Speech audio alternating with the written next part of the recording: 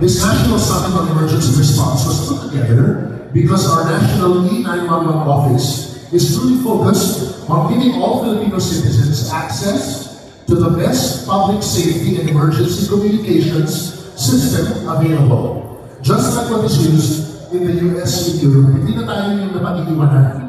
At par na tayo with all other countries. Correct. And we are very blessed this morning to start our summit with wise and inspirational words from a gentleman who leads a group of people committed to the service of their fellow men. Tama ka dyan, Apollo. This gentleman and our next speaker leads a group of men whose guiding principle is brotherly love, relief, and truth. Their aim is to promote moral and social virtues which unite all of us, brothers and citizens of a greater society. But Apollo, the ultimate goal of this group is making good men better. And of course, I'm referring to the Grand Lodge of Freemasons, a civic society that is supporting this event and all that it stands for with their full commitment. And so, ladies and gentlemen, let us all welcome the Grand Master of the Free and Accepted Masons of the Grand Lodge of the Philippines, Grand Master Ariel Mayanan.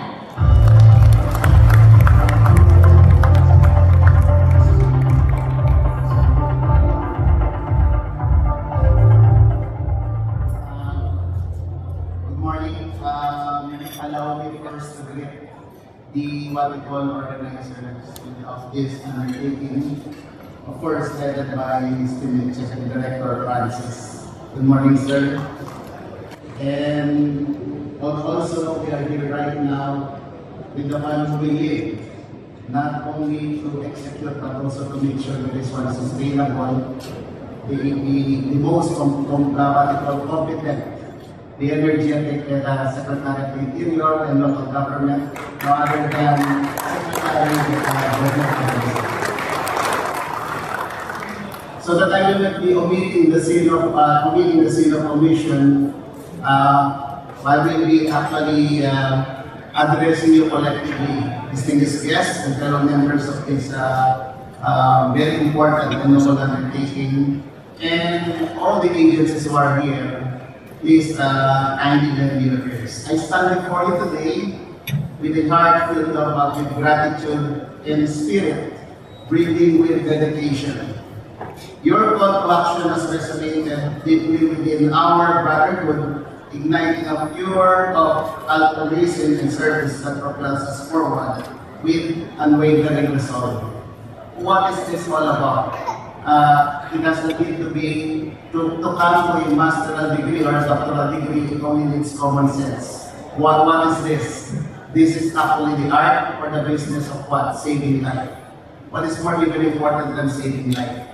First and foremost, our life and having that life is actually a primary function of our Constitution. It says that is the right to live. So it has to be protected. At the core of the values of Mason lies a steadfast commitment of upholding moral integrity, championing justice, and above all, serving others. The basic tenets of, as mentioned a while ago, I'm not sure, we do not have peace in what we call member na lady ko o lalaki ko masan. Pero nagulat ako, alam niya, brotherly love, relief, and truth. You see at the middle is relief, and what does relief tells? It's the highest form of relief or charity will be saving those who could not save themselves and protecting those who could not protect themselves. And I am very happy that as we embark this what we call important undertaking, it is with great pride and humility that we join hands with our brothers from the Philippine Coast Guard also, where you truly also belong. These are volunteers who are also in the art, science, and business of assisting and saving life. I also noticed a while ago that there are some other branches of government here, wherein I used to be a part of also for the last three administration.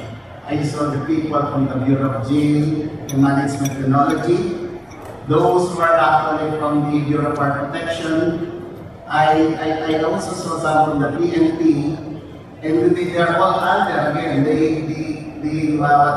manship and the stewardship of the Honorable Secretary. Palapakan naman po natin sa As being part of this journey, we pledge our support to the advocacy of promoting awareness and active participation in the E911 Emergency Hotline Service. Imagine niyo po, yung palang pagpapackage. Pag yung tatawagan ng respondent ay napakahirap, memoryahin, ay mahihirap. I give a very common sense, I give a very simple example. Credit card. Pag nawala akong credit card po, I'm sorry, it means no disrespect. Pag nawala yung credit card, hanapin mo yung kontakin. Kung sa napakaliit na, kailangan mo notifying glass, ang haba pa ng numero. Pag nagkamali ka, tapos mahaba yung response time, it cause a lot of damage. Nagamit na ng mga nakakuha doon, at yung actual remedial na lang ang gagawin natin. So, 911, very simple. Impress mo lang yung 911. We recognize the pivotal role that education and advocacy plays in this effective change. And we are ready to take on the challenge with vigor and passion. Our first step shall be to disseminate information about E911, key milestone to all our members and their families. Charity always begins at home. We believe that true change begins at home. It is essential that every individual understands the importance of this life-saving service. Through our collective effort, we instill confidence in the system and foster a culture of preparedness and swift response. Furthermore, we shall leverage our influence and network engage with leaders in the local government units, national agencies, and private firms. We will encourage them to do their part, no matter how big or small, to support this vital initiative by uniting our voices and resources. We can create a ripple effect of positive change that will benefit our community now and in the future. Of course, lastly, we heed the wise words of our good secretary. And what is this? It is emphasizing that action speaks louder than voice. As Mason, we are committed to embodying the values of service, integrity, and compassion in all that we do. The organization shall serve as a beacon of inspiration, guiding others towards a path of selfless giving and meaningful impact. And as I was reading part of the instrument that was provided a while ago, it was born out of 4 elements. Ano po yung 4 elements? 1, improve response time. Allow me to put an impression on this. Katatapos lang po ng Olympics. At makikita niyo po hindi lang ang Pilipinas, the difference between a runner-up and a champion is just a fraction of a second. Imagine kung i-compare po natin logical to sa saving life. Ngayon po ay pinag-uusapan, goal lang na napaka-importante ito, buhay. May mas pinto pa po sa buhay. If you only miss a fraction of a second, it's a difference between you save life or the effect of that catastrophe might be more vicious. Eh, hindi po ba nung wala po sa nung sabi ko ni Schindler's List niya.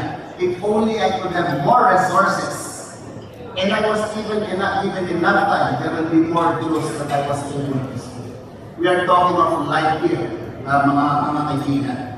Of course, the second element will be enhanced communication skills. It was already mentioned a while ago that we do not only respond. We have to respond to the right callers. We will only be actually wasting our resources, wasting our time, that if we ended up that we only responded to the wrong callers. And eventually, imbes na nagamit natin sa tama, ay gagawin din pa natin sa prosecution na wala naman kung mamibigay na ating value. Communication is very important because if you have the right to respond to the right callers, and the competent respondent will be there, I am preparing to the whole of the nation approach. Ibig ko sabihin dito, pag tumating kayo, dapat tumating. Whenever there is a rule that in a group, the chain, we are only as good as the weakest link.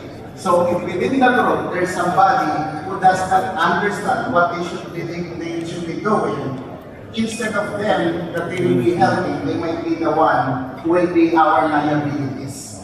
So the core group is very important. The third one is the increased preparedness. I want to impress that when Noah created the ark, it was not yet rainy. So planning is very essential.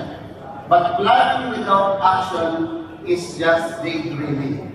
On the contrary, when you do action without the right planning, it becomes a disaster or nightmare.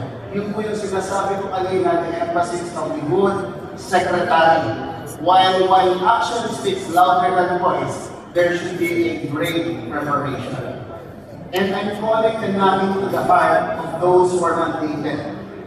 A while ago, it was mentioned well that this is a law. I am not a lawyer, but I was surrounded by so many lawyers and so many undertakings that I already have. From the academy to the private sector, the government, now I went back to the, I actually go back to the academy. And precisely why we have law. Law guides us to maintain and contain regularity. So the imposition of the law is very important. So it means we have to implement it. There's no need for a calling for us like this, but of course this will help. But if it is a law, the only way to make it what we call to experience the effect is to implement it.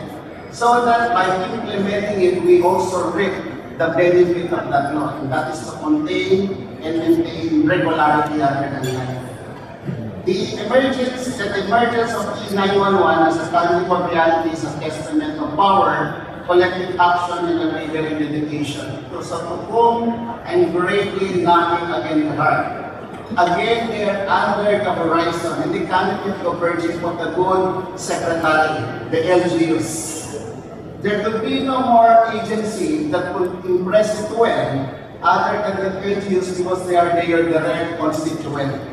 Imagine you po, if you could save each and every life, or at least prevent them from having that what we call a not so good effect. Whether it's safety, whether by criminal act, whether by what we call that condition, my goodness, that will be a very good message to be sending to your constituent. When I was a part of in agriculture, I still remember then, ang sinasabi namin palagi nun, that the Philippines itself, look at the situation of the Philippines. So whether you like it or not, our agricultural, what we call status is that we are agro-climatic dependent. Ano ibig sabihin ng agro-climatic dependent? We will be visited, whether we like it or not, by different types of typhoon. Not less than 21 of them every year.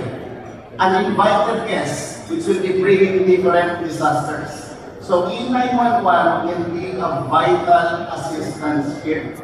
Imagine if there's something that will come, whether you like it or not, and the only way that you could do is just to manage it. So what more element that you could do if you have a exact plan and prepare one? Collective again. What will you do before it happens? What are you gonna do as it happens? And what are you gonna do after it happens? Tama po ba yun? So, yung mga response are very important. So, well, guests and distinguished friends here, with its call for the health answered promptly, its life-saving and its community strengthened, we witnessed the transformative potential of this service. We are honored to be a part of this noble endeavor and look forward to the positive changes that lies ahead. At the end of the day, measurement or measures will be telling how productive we are. Nagbibiron po kami dati, when the agricultural sector then will be performing good, we actually attribute it with our good strategies. But when it fails, we just charge it to bad weather. We do not want to have that kind of policy. Kung may magandang tayong response, yung attribution of bad weather, that will be minimized, not be eliminated. Together, let us embrace the spirit of altruism, stand united in service and be way for a brighter, safer, and future tomorrow. Allow me to impress a very important quote coming from the African nation. They are developing countries, but usually they have very good values. dalawa pong values. Number one, I was referring to communication. They said that for as long as the lion was supposedly the king of the jungle, we learn how to write and we learn how to communicate. It will always be the hunter, as a total stranger in the jungle, will be lording up. Never the lion is the real king. And the last one, they said that coming together like this is a beginning. But to make it possible and work, that is a good accomplishment. And to sustain it, that is our preparation. Magandang umaga po sa inyo.